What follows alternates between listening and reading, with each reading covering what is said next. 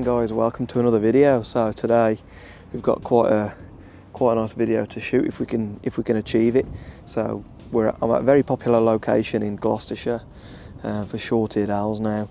They've been spotted here recently and it's a very well-known area for short-eared owls each year and actually gets quite a lot of attention from the public, but in my opinion it's kind of, I don't mind the people turning up here. I'm one of them anyway, and at the end of the day, as long as people are appreciating birds and being respectful when they're here, I haven't got a problem. So everyone has a right to enjoy owls, and we're here for the short-eared owls today. So obviously this is a winter kind of timing thing really, which is ideal time in the winter to come and see the short-eared owls if you can find the locations that they're in. Now from this spot, from what I've heard of this spot, it's a very dependable location, so we'll get stuck in and hopefully I can bring you some short-eared owls. There's plenty of other things about. Just wait for that car to go past. Plenty of other things about, and I've got a mic today, so you shouldn't get your ears blasted off. And yeah, so there should be skylark, kestrel, many other things about hopefully. So hopefully I can bring some other things other than the short-eared owls, but the short-eared owls are what we're going for today. So hopefully they come in, and the weather is fantastic. It's a bit harsh now, but we're waiting for the afternoon. It's about 1:30, 2 o'clock now.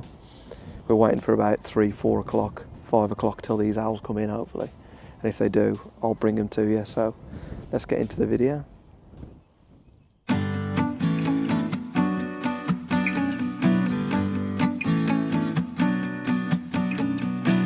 Oh my days, what about that then?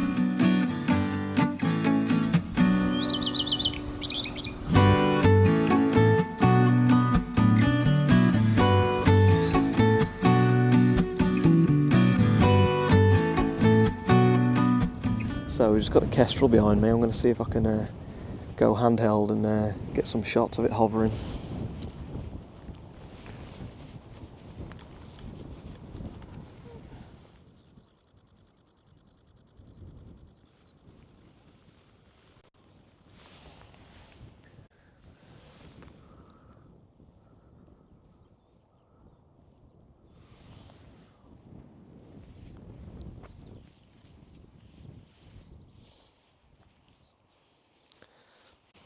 So I don't know if I went off camera there, I probably did, but it's just come past, giving me a right little drive by, and I'll see what I've got. I think I was about 2,500 on the shutter speed.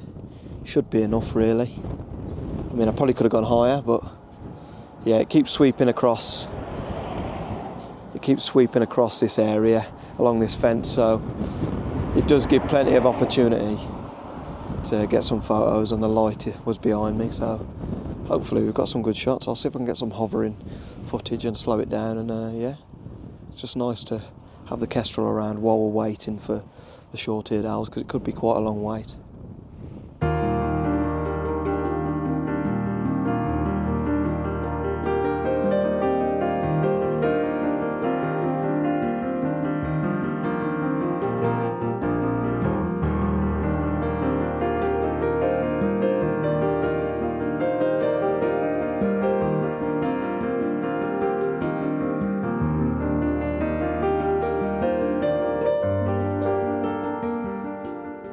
So one thing to remember when you're doing a lot of birds of prey is that they're going to be flying into the prevailing wind. So the wind on this occasion is behind my back, which is good, because obviously if the wind was into my face, the birds would be flying the other way and flying into that breeze. So it'd be very difficult for me to get some shots of the birds facing the correct way for where I'm standing, because obviously I'm limited by this stone wall that runs along the whole entirety of the road. And this is the field they're predominantly going to be in. They might be in this one. It's not as long as this, and not been left to grow and then die off. And then obviously the mice will be, and the voles will be active in these fields more than they will that one. But that is still a field that is suitable. The kestrel has been in there as well, hunting, so there clearly is a food source in there. So it's just important to keep in mind really that the prevailing wind is which way your bird of prey is going to be hovering into, or predominantly flying into, so it's just one thing to note. And the kestrel has been doing that as well, so unfortunately though, the light is kind of, I'm into the light at the moment, and it will get more into my vision as well, but there's plenty of field that if the short-eared owl or the kestrel does come along, it does move to different points in the field, so there's plenty of opportunities to get like different shots in different angles and different lights. So it's absolutely fine so far. It's not been an issue whatsoever. Still a bit early in the day for the shorties, so more kestrel and skylark to come, I think. So yeah, a few ravens about as well actually. So we have actually just had a nice little visit from a red kite come over. Now in Gloucestershire you get loads of red kites, but back home in Staffordshire and a bit of Shropshire you do, but not so much in Staffordshire, which is mainly where I'm located and maybe going out with the camera, so you don't see very often a red kite, to be honest. So, but this one come right over the car, and in some decent light. It was a little bit harsh at times because the light is a bit harsh now, just because it's still quite early in the afternoon. So yeah, still waiting for those shorties, but it is a bit early still. But still getting quite a few like raptors and opportunities for photographs, so that's fine by me. It's better than it being quite quiet and waiting for a subject, because at least I've still got things to photograph. So I'll stick some of those. I've got a bit of footage and some images, which is nice. I haven't done much on red kites, but I do have a plan to go to Giggering Farm in the summer or in the spring. So hopefully, if I can catch a nice day, that'll be a nice video for the future for red kites. But yeah, not bad little encounter just. So yeah, enjoy. So just while we're waiting for the kind of sun to go down and the afternoon to pass a little bit to the time that we expect to see short-eared owls, we're actually, there's so much along this lane that's not too far from where I've got the car. There's a lot of Yellowhammer action, so I've managed to get some absolutely lovely shots, I think, of some Yellowhammer, which is a species I've struggled to get pretty close to be honest. But I think because it's coming into breeding season, they're a little bit more maybe strong on their approach with the males are. I haven't even seen a female, but I've seen at least 3 or 4 males on the hedgerow and on some hawthorn and things like that. So yeah, hopefully I'll come back with some fantastic Yellowhammer photos as well. I mean, the only thing we need now is the old short-eared owls to turn up, so hopefully they do. But yeah, here's some Yellowhammer. Fantastic so far. And we haven't even got to the peak of the day, or what should be the peak of the day.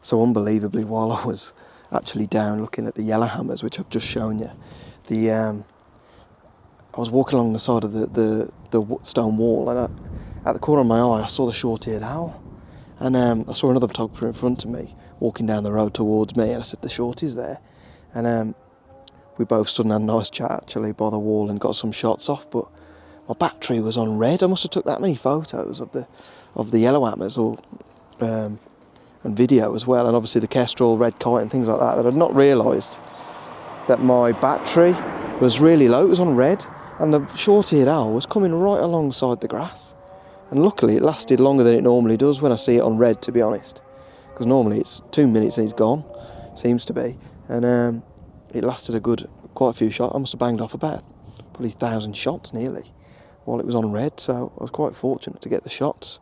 And silly me, yet again, I didn't take a separate battery in my pocket, so I was bloody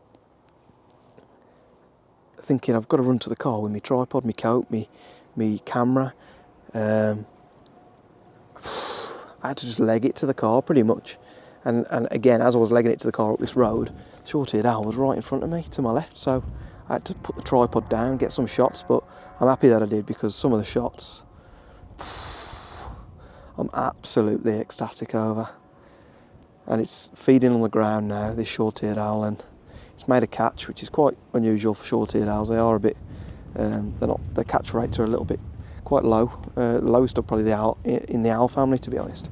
I'll put some stats of that on the screen, but yeah, interesting.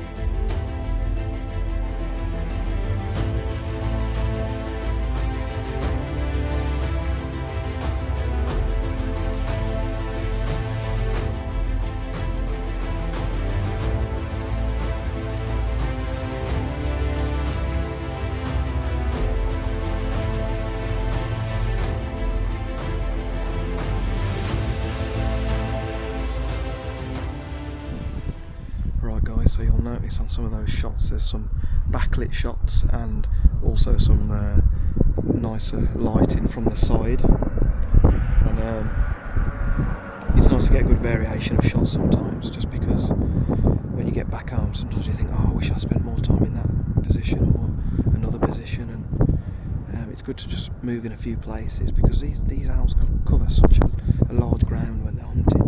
Although this one has spent probably about 15-20 minutes on the floor now, but it's because it's just had a meal, so that's obviously going to happen. So everyone's just got to wait for it to leave the ground again. But it's important to just get a few shots in different lights and from a few different angles, and it's absolutely fantastic. Some of the shots that I feel like I've got. So hopefully they've been pretty good, and there's probably going to be absolutely ample to show you. So enjoy them, because I know I'm going to enjoy them when I get them on the laptop back home, and editing them is going to be an absolute blast. There's going to be a lot to edit, but if there's a lot to edit, then we've had a successful trip, haven't we? So yeah, I'm just going to stick it out and wait for this owl to get off the floor and yeah, get some more shots.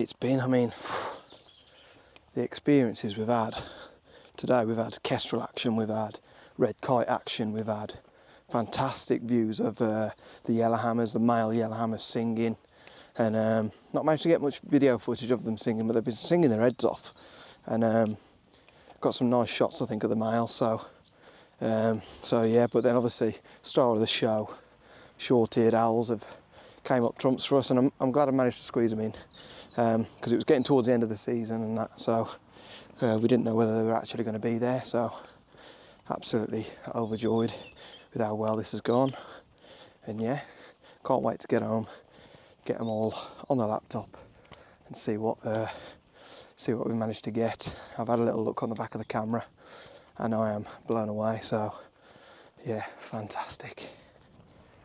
Right guys, so I think we're going to leave the video there. We've had so much action. I'm probably going to tag some videos and footage again onto the end of this video, but if you've enjoyed the video, again, please do like and subscribe, please comment. I do get back to all the comments. And yeah, Instagram at Lewis Ryan Photography. And yeah, hopefully you've enjoyed it as much as I have, and maybe some barn owls might turn up and I might be able to make a bit of a second video out of it, but we'll see. Wishful thinking maybe, but yeah, take care and thanks for watching.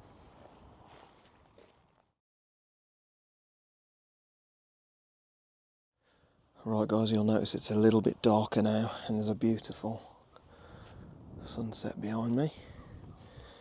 And we've managed to stay around and the barn owls did turn up, so I am going to stick it probably on the end of this video just because it's part of the same day and what a day it's been.